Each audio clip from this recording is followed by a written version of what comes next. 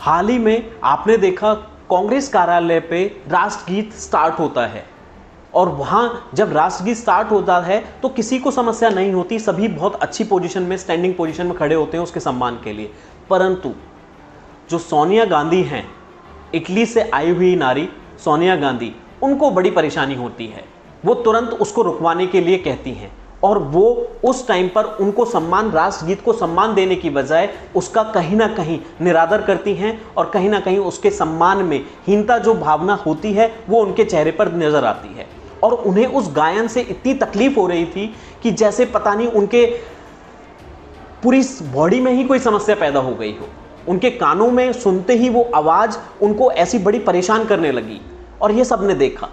तो ऐसा क्यों हो रहा है और इस चीज में उन्हें राष्ट्रगीत गाने में ही क्या समस्या हो रही है? इस चीज का हमें जवाब सोनिया गांधी या कांग्रेस पार्टी से लेना चाहिए, क्योंकि वो इस टाइम पर नेतृत्व कर रहे हैं। राहुल गांधी और सोनिया गांधी कांग्रेस पार्टी को नेतृत्व कर रहे हैं। पीढ़ी दर पीढ़ी से इनकी सरकार चलती आ रही थी पहले।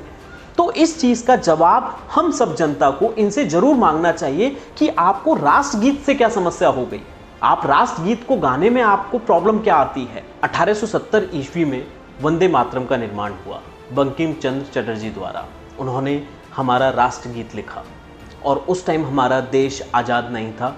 ब्रिटिश शासनों की क्रूरता हमारे देशवासियों के ऊपर कंटिन्यूसली की जा रही थी और उसके बाद हम सभी इस चीज़ में लगे हुए थे कि हमारे देश को आज़ादी मिले।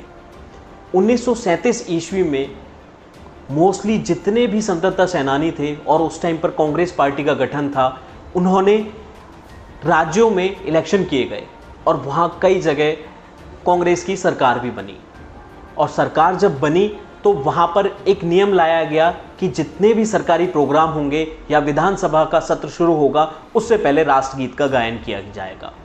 और यह पास भी हो गया और राष्ट्रगीत का, वंदे मातरम का पूरा गायन होने भी लगा।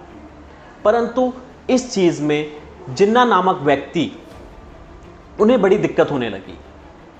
उन्हें जब इस चीज़ में दिक्कत होने लगी तो उन्होंने इस चीज़ का विरोध किया और जब जिन्ना ने इस चीज़ का विरोध किया तो यह खबर महात्मा गांधी और जवाहरलाल नेहरू तक पहुंची। और जब यह खबर पहुंची गई तो उनका यह आवेदन तुरंत की तुरंत मान लिया गया और उसके बाद राष्ट्रगीत में केवल स्टार्टिंग के 2 पहर बोलने का अनुमति दी गई।